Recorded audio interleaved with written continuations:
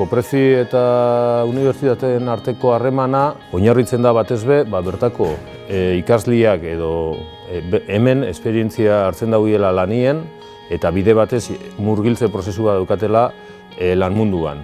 Koprezi 1800 pertsonak osatzen dugu, mundu mailan talde nausixetan gaz kokatuta, BSH, Electrolux, Whirlpool, Haier, eta horrein beharrei erantzuteko nolabait behar dugu pertsona teknikoki ondo garatuak.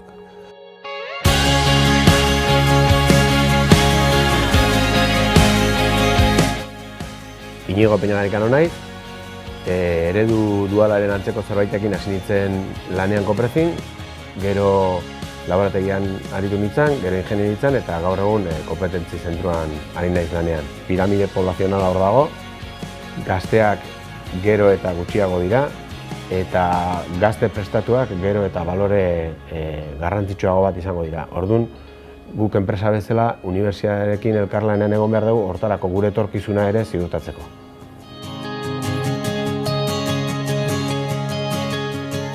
Geuk arrobi bat behar dugu. Hau ekipo futbola moduen da, eta hemen geuk behar dugu bertako jokalarixak.